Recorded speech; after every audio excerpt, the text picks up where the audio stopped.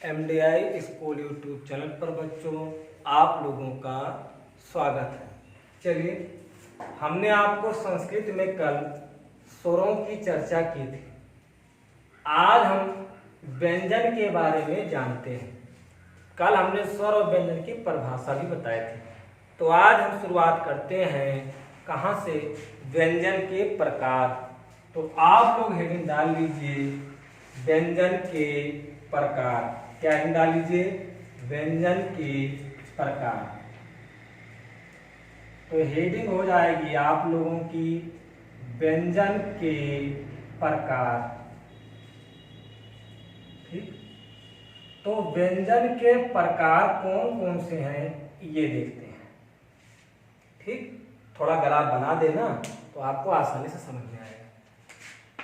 तो व्यंजन होते हैं मुख्यतया 3 प्रकार के।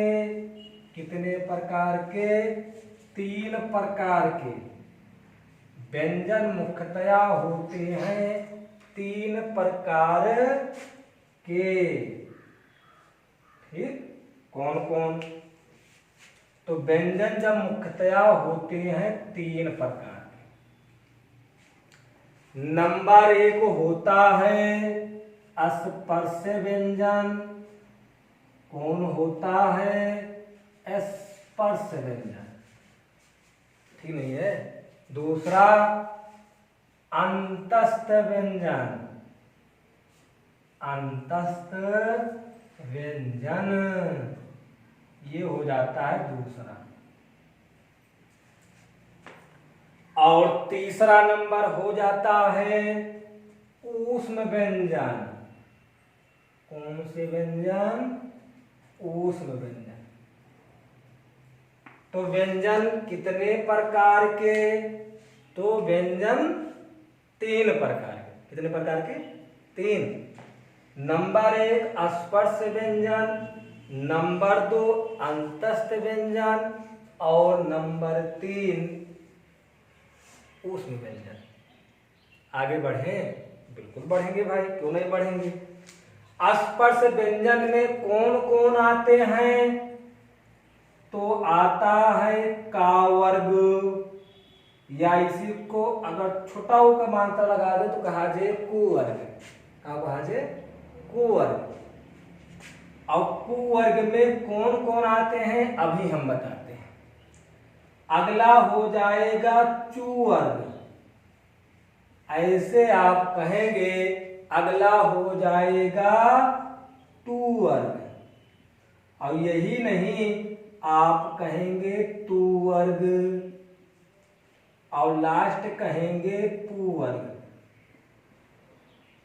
कु, चु, टू, तु, पु, ये सब का हुआ है उदित है। ठीक, इसको उदित भी कहते हैं। तो 5 वर्ग आते हैं। अब देखिए कि क्या क्या आता है। तो कुवर्ग में कौन कौन आएंगे? तो का आधा का, ठीक है ना, पूरा का नहीं। याद रहे, शुद्ध व्यंजन वही है जिसमें हलंत लगा हो। ये थोड़ा शुद्ध व्यंजन है का, ये तो व्यंजन है लेकिन व्यंजन स्वर से मिला है। लेकिन जब लिख दीजिए आधा का तो पूर्ण रूप से व्यंजन है। ठीक, तो आधा का, आधा खा, आधा गा, आधा घा, आधा अंगा। तो ये हो गए 5 इसमें का वर्ग में या कुवर्ग। अगला आता है चुवर्ग। तो इसमें आप पढ़ेंगे भैया क्या क्या आएगा। तो चा, छा, जा, और क्या आएगा बोलते चलो भाई, झा और इया, ये तो आएगा। अगला कौन सा है? टू वर्ग। तो कौन कौन? टा, ठा और ढा। उसके बाद टा, ठा, ढा। उसके बाद बोलो भाई ढा अड़ा, ढा अड़ा। तो वर्ग में क्या आएगा?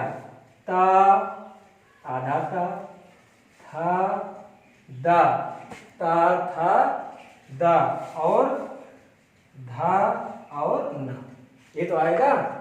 और इसमें पा, फा, बा, भा, मा।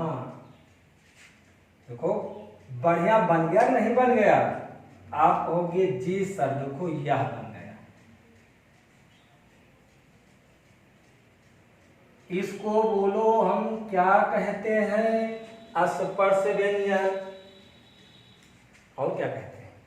वर्गीय व्यंजन। कौन सा व्यंजन? वर्गीय। गणित का फार्मूला लगा दो ना। गणित कहता है कि अगर चारों भुजाएं बराबर हों आपस में तो उन्हें वर्ग कहते हैं। अगर चारों भुजाएं आपस में, ठीक, एक कमरा वर्गाकार हो, उसकी चारों भुजाएं बराबर हो तो वो कमरा कैसा है? वर्गाकार। तो कैसे वर्गीय व्यंजन है? हमारे साथ गिनो। तो कहोगे 1 2 3 4 5। ऊपर 5 है, नीचे गिनो। 1 2 3 4 5 है। नहीं समझता? नहीं समझता भैया तो समझो। ई हो जे 1, ई हो जे 2, ई हो जे 3, ई हो जे 4 और ई हो जे 5। अब किनारे से गिनो। गिना ये हो जाए फिर से। ये हो जे 1, ये हो जे 2, ये हो जाएगा 3, ये 4 और ये 5। फिर यहाँ मास गिना जे 1, ये हो जे 2, ये हो जे 3, ये हो जे 4, ये हो जे 5।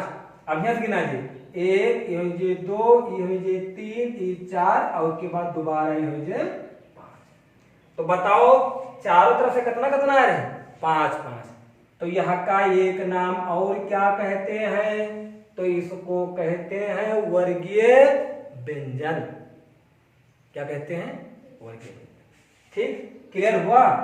और कुछ क्लियर कर दे कहो तो क्यों ना कर दिया जाए? याद रहे का वर्ग में जितने आते हैं वो सब कंठ से बोले जाते हैं। का कंठ से। तो का वर्ग जितने हैं वो बोलो किससे बोले जाते हैं? कंठ से। किससे? कंठ से। आप बोल के देख लीजिए ना, कंठ से बोले जाते हैं। आगे तो आप कहेंगे सर तो ये भी बता दीजिए कि चा वर्ग किससे बोले जाते हैं? ताल से। अब ताल तो इससे खाए पड़े ना, तो आप बोल के देखो ना, बतलाई दे। च छ, जहां जड़ रहा ना वहीं पर है ताल। च छ ज झ या वो ताल। अब आप कहेंगे सर दो बता दे तो तीसरा भी बता दीजिए। ये मूर्धा से बोला जाता है। मूर्धा। ठीक। अब जहां जीभ जाए के लड़ाई भैया, अब जब बोला लड़े जहां वही आए मूर्धा, तो बोले देखो जीभ लड़े ध्यान दो। त चलो लड़े ना बोलबो तो था। ठीक। पढ़ा जहां जीभ जाए के लड़े वही आप मूर्धा, यानी सगरो वर्ड मूर्धा बोला जाता है। क्यों पूछो मोर भैया कि गा काहे से बोला जाता है? तो कह दो कंठ से। का काहे से बोला जाता है? कंठ से। ठीक नहीं ना? अब आपके मन में होगा सर ता वर्ग किससे बोला जाता है? तो ये बोला जाता है दंत से। किससे? दंत से। अपू वर्ग जो होता है ये बोला जाता है ओठ से, या ओठ से लिख दें। ओठ से। ओठ से। ठीक। ओठ से। जैसे कहो पा, ओठ आपके दोनों लड़े फा बा, तो काहे बोला जाता है? ओठ से। पा फा बा भा मा। अब कहो का काहे पाँव ओठ बोलता है? नहीं बोलता है। तो एक बात नहीं जानो, बहुत बड़ा क्वेश्चन जान लो आप। 25 वर्ण जान गयो कि जौन काहे काहे से बोला जाता है। क्यों पूछो पा तो माँ काहे बोला जाता बताओ, तो पास बोल के अभ्यास प्रैक्टिकली कर लो, याद रहे करा जाता। कंठ से बोल, जैसे का, अब जो यहाँ कंठ से बोलो जान जाओ कि कंठ से बोलो का खा गा, पूरा ही जोर पड़ेगा हा अंगा। अब लेकिन कहें पा, अब पा कहा था यहाँ कुछ मतलब है नहीं ना कंठ के है। तो स्पर्श व्यंजन। और एक बात जान लियो, जितना धीरे धीरे पढ़बे उतना पे हमें याद हो जाए। आप ध्यान समझ चलो। याद रहे स्पर्श व्यंजन की संख्या 25 होती है। कितनी होती है? 25। ठीक, तो उम्मीद करते हैं पहला प्रकार बढ़िया हमने लिख दिया, अच्छा भी लग रहा है, बढ़िया नोट्स बना लीजिएगा ऐसे। अब हम चलते हैं दूसरे नंबर पर, और दूसरा नंबर आता है कौन सा? तो यहां लिख दे रहे हैं अंतस्थ व्यंजन। और अंतस्थ व्यंजन में कौन कौन आता है? तो या आता है, वा आता है, रा आता है और ला, यानी या रा ला वा। या रा ला वा ये चार क्या हैं? क्या है? अंतस्थ व्यंजन। अब आपके मन में प्रश्न आ रहा होगा, सर ये भी बता दीजिए कि या किससे बोला जाता है? तो हम बताएंगे नहीं, अब आप बोलो या। या तो जहां जीभ हल्का सा होता है, टकरा नहीं रही, टकराएगा तो मूर्धा हो जाएगा। या हल्का सा जहां जीभ होती है उसको ताल कहते हैं। तो याद रहे या को किससे बोला जाता है? ताल से। या लिख दिया, सुनना चलेगा, या का ताल से बोला जाता है। अच्छा हुआ बोल के देखो, वाह जीभ लड़ती है, वाह वाह। तो जहां वाह जहां पर लड़ रहा है तो वहां पर मूर्धा होता है, ये मूर्धा से बोला जाता है। अच्छा रा बोल के देख लियो, रा बोलो भाई, या रा ला वा। तो या रा ला वा बोलेंगे तो किससे निकलेगा बताओ? रा। अच्छा रा का हम जीभ लड़ रहे हैं, ये गलत हो गया, यहां ना लिखो भाई, यहां लिखो मूर्धा। मूर्धा यहां होगा रा का, क्योंकि कहो रा तब लड़ना है, यहां नहीं होगा। या वा बोलो, वा वा वा। दंत और ओठ दोनों का हो रहा है, तो इसको कहेंगे दंतोष्ठ। वा को क्या कहेंगे? दंतोष्ठ। वा दंतोष्ठ से बोला जाता है, रा मूर्धा से, और ला बोला जाएगा ताल से, ये होगा। अच्छा या ताल से हुआ, ला बोल के देखो भाई, ला। ला किससे बोला जाएगा? ला। अब इस ला यहां पर जो होगा, अब ध्यान देखिएगा, जो छोटा सा होता है और जो ला होता है, ये सब होते हैं दंती सा। क्या होते हैं? दंती। दंती मतलब दांत। तो यहां ये दंत से बोला जाएगा। चावल लीजिए भैया, आगे उच्चारण समय पढ़ाएंगे, वैसे जान लो आया है तो बताओ भैया अंतस्थ व्यंजन कितने होते हैं? तो 4 होते हैं। अगला बना लीजिए, बनाते चलिए, आगे आ जाइए ऊष्म व्यंजन, और इसको हम थोड़ा यहां लिख दे रहे हैं, शाखा साहा इसमें आते हैं। शाखा साहा कौन है? घबराए होना नहीं, पिक्चरिंग ना समझ जाओ।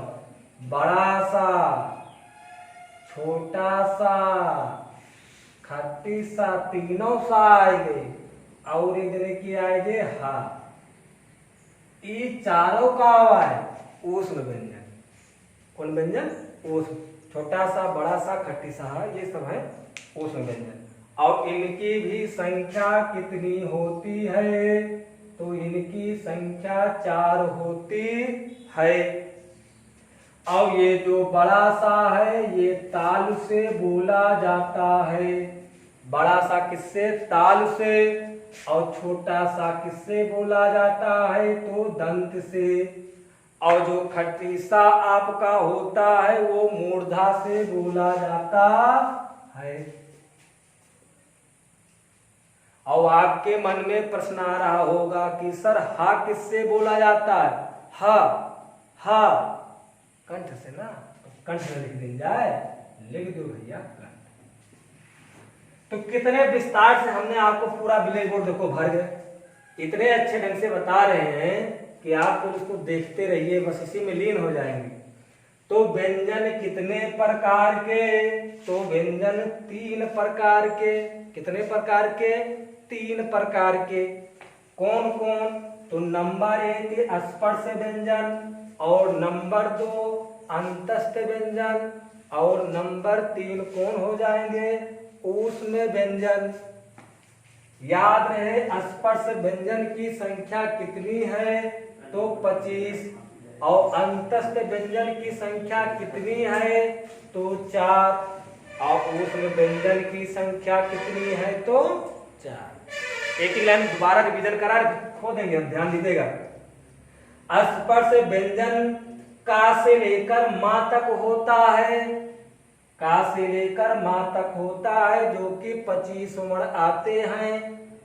और जो कुवर्ग होता है उसको कंठ से बोला जाता है, जो चू वर्ग होता है उसको ताल से बोला जाता है, और जो टू वर्ग होता है उसे मूर्धा से बोला जाता है, और जो तो वर्ग होता है उसे दंत से बोला जाता है, और जो पू वर्ग होता है वो ओठ से बोला जाता है। अंतस्थ व्यंजन की संख्या 4 है। या वा रा ला, और या तालु से बोला जाता है, वा दंतोष से बोला जाता है, रा मूर्धा से बोला जाता है, ला दंत से बोला जाता है। ऊष्म व्यंजन 4 हैं। शाखा साहा इसको हमेशा कहते हैं, बड़ा सा, छोटा सा, खट्टी साहा, याद रहे, बड़ा सा ताल से, छोटा सा दंत से, खट्टी सा मूर्धा से, और हा कंठ से बोला जाता है। इतना क्लियर हुआ? चाहे एक बार आप लोग इसका चाहें तो हम हट जाते हैं, स्क्रीनशॉट ले लीजिए, फिर हम आगे बढ़ते हैं। ठीक हो गया ना? चलिए आगे चलते हैं। अब उसको हम खो दे रहे हैं, नहीं समझ में आ रहा वीडियो आप बार बार पीछे पलट के देख लीजिएगा, आसानी से समझ में आ जाएगा। चलते हैं अब हम संयुक्त व्यंजन, किस और चलते हैं? संयुक्त व्यंजन। ठीक, एक व्यंजन और होता है संयुक्त, लेकिन याद रहे वो व्यंजन के प्रकार में नहीं गिना जाता है, नहीं आप उसे व्यंजन के प्रकार में गिने। संयुक्त व्यंजन, अब संयुक्त व्यंजन कौन कौन है तो थोड़ा ध्यान से समझिए। संयुक्त व्यंजन कौन से व्यंजन है? तो संयुक्त व्यंजन, तो भैया थोड़ा ध्यान दीजिएगा। संयुक्त व्यंजन कितने हैं तो हम बना दे रहे हैं ना, क्या घबरा रहे हो? बढ़िया बना रहे, ध्यान दीजिएगा। संयुक्त व्यंजन की संख्या कितनी है? अभी आप देखेंगे कितनी है। संयुक्त व्यंजन की संख्या है 4। कितनी है? 4। ठीक, ये संयुक्त व्यंजन है। अच्छा, है कौन कौन तो थोड़ा ध्यान से समझिएगा। पहला आ जाता है त्रा।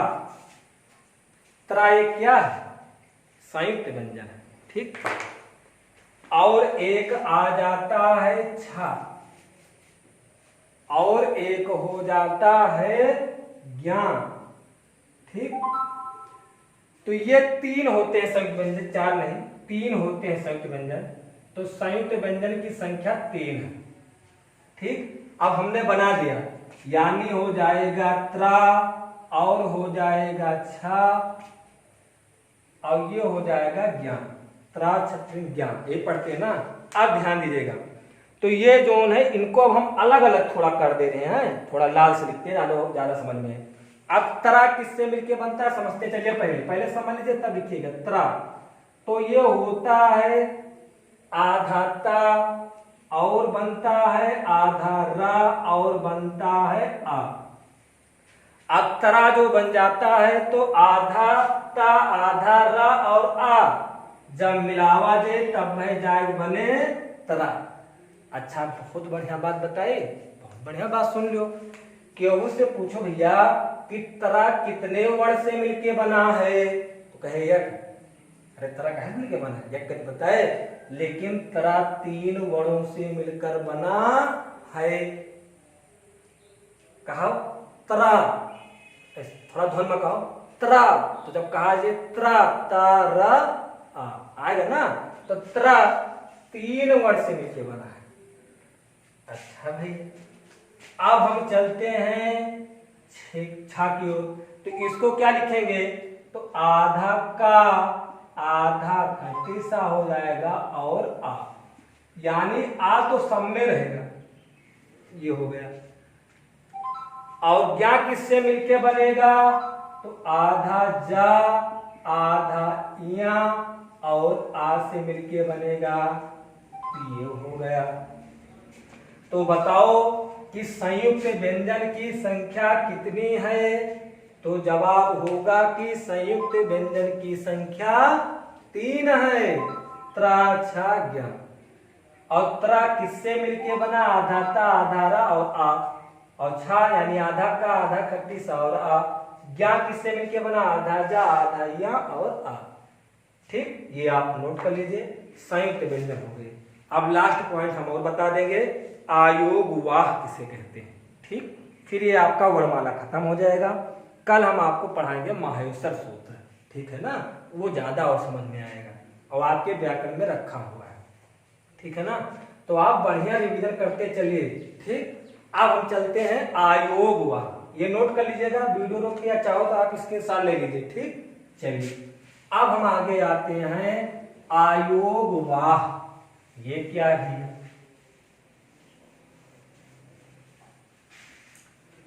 तो आयोग वाह क्या है, तो थोड़ा ध्यान दीजिएगा। आयोग वाह, आयोग वाह, थोड़ा ध्यान समझिएगा। आयोग वाह थोड़ा बहुत ध्यान से मोर भैया समझ लो है। हाँ, जानो आपका रिवीजन बढ़िया हो ही जाए। अब ध्यान दो, आयोग वाह की संख्या, पहला नंबर तो नोट कर लो कि 4 होती है। कितनी होती है? 4। आयोग वाह कितने प्रकार के? 4। लिखे के नंबर 1 अनुस्वार, नंबर 1 अनुस्वार और नंबर 2 विसर्ग और नंबर 3 हो जाएगा जीहा मूल्य। देखियो संस्कृत है, जीहा मूल्य। और चौथा हो जाता है उपध मानिए। क्या हो जाएगा? उपध मानिए। हाँ, उपध, उपध मानिए।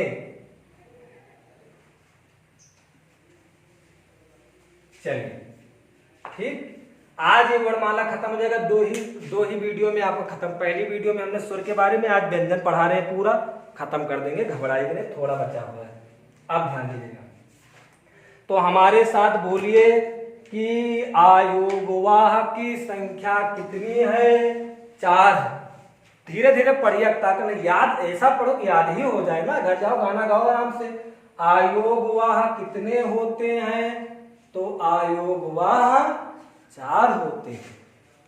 नंबर 1 आता है अनुस्वार और नंबर 2 आता है विसर्ग और नंबर 3 आता है जीहा मूल्य और चौथा आता है उपध मानिए। ठीक, क्लियर हुआ? लेकिन अब ध्यान से समझो, अब ध्यान से समझो। डब्बा पहला बनाए थे भैया, डब्बा है ना, घबराओ ना, बहुत ध्यान से समझ चलो। ये आपका हो गया और ये आपका हो जाएगा और ये आपका हो जाएगा। तो इसमें नंबर 1 अनुसार हमने लिखा छोटा आ, और इस पे जब अनुसार लगा देंगे तो हम सभी क्या गए थे? अंगा कहा जाता है ना। और जब तुम्हें पता हो यहाँ लिखो छोटा आ, और जब यहाँ यहाँ का लगा दो तो कौ कहा जे? अंगा और हा, ये तो कहा जाता है ना। तो ई जवन निशान लगा है, ध्यान से समझो, बहुत ध्यान से।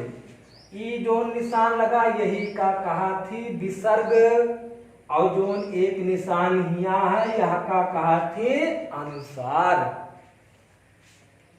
किसी से पूछो कि अनुसार कहाँ लगता है, तो हमेशा याद रखना अनुसार हमेशा छोटा आ पर ही लगता है।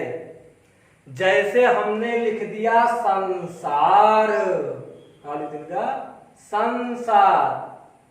अब आपसे कोई पूछे कि ये अनुसार कहाँ, बिंदी उंदी ना कहो, अनुसार है, नहीं कहो डबल बिंदी एक बिंदी नहीं, कहा अनुसार। तो किसी से पूछो संसार में अनुसार कहाँ लगा है, तो कहेगा सा में लगा है। कहाँ लगा है? सा में। लेकिन आपको क्या बताना? नहीं भैया, अनुसार हमेशा कहाँ लगता है? आप है, सा पे नहीं लागत। तो क्योंकि नहीं, हमरे समझ में नहीं आ रहा, हमें बताओ। तो कह दो ई जोन सा है, ईसा अशुद्ध व्यंजन है। क्या कैसे? तो कह दो कहो सा, तो कहे सा, तो लास्ट में निकलता है आ।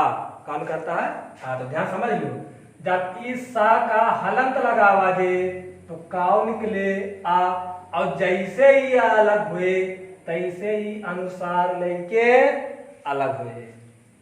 अब बताओ अनुसार कहाँ लागत है? अनुसार कहाँ लागत है? आ। समझ गए ना? कबोम ना कहो साप लाग है, यहाँ अनुसार क्या पे लाग है? आप। तो अनुसार हमेशा आप पे लगता है और विसर्ग भी हमेशा छोटा आप पे लगता है। सर एक बात और साथ साथ बताते चलिए, तो जानते चलिए, अनुसार को नासिका से बोला जाता है, नाक के माध्यम से नासिका। और याद रहे विसर्ग को हमेशा कंठ से बोला जाता है। इसको नासिका से, इसको कंठ से। देखो बनता चला जा रहा है ना, बन जाएगा, ध्यान से समझिए। और अगला नंबर है कि यहां बात एकदम फीड कर लो, का यही देना फीड करे, बस तुरंत भूल लीजिए हम मूल्य का और खा। का और खा के पहले आधा विसर्ग लग जाए तो उसे ही जिहा मूल्य कहते हैं।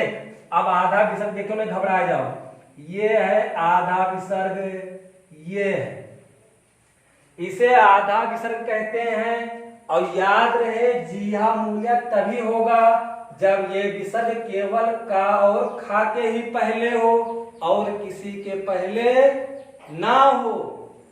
कोई कहे कि और किसी के पहले आ जाए ये निशान, का और खा के पहले ही हो तो इसे ही जिहा मूल्य कहेंगे और नहीं कहेंगे। ठीक, निशान देखे रहो, आधा विसर्ग है। अब अगली लाइन तो बिल्कुल ना भूलो, अगली लाइन का आओ का ध्यान से देखो। अगला आता है पा और फा। तो पा और फा के पहले आधा विसर्ग लगा होता है। अब देखो कैसे बढ़िया बनाए हैं। अगर यही आधा विसर्ग का और खा के पहले हो तो जिहा मूल्य। अगर यही आधा विसर्ग पा और फा के पहले हो तो उपध मानिए।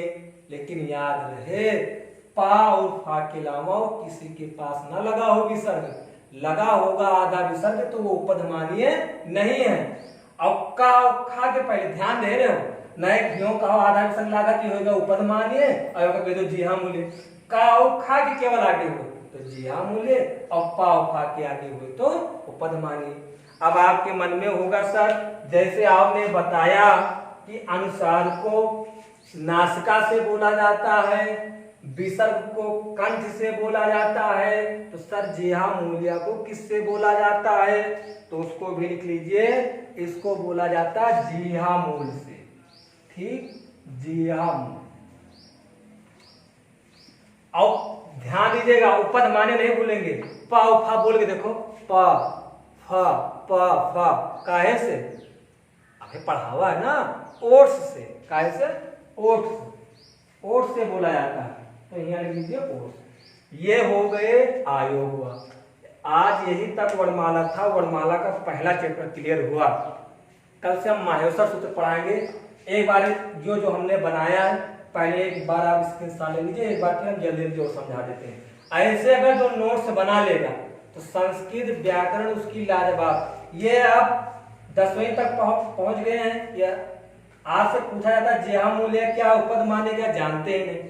आज से कोई पूछ ले संसार में जो ये अनुसार बिंदी नहीं कहा जाता, ठीक है ना, कभी नहीं।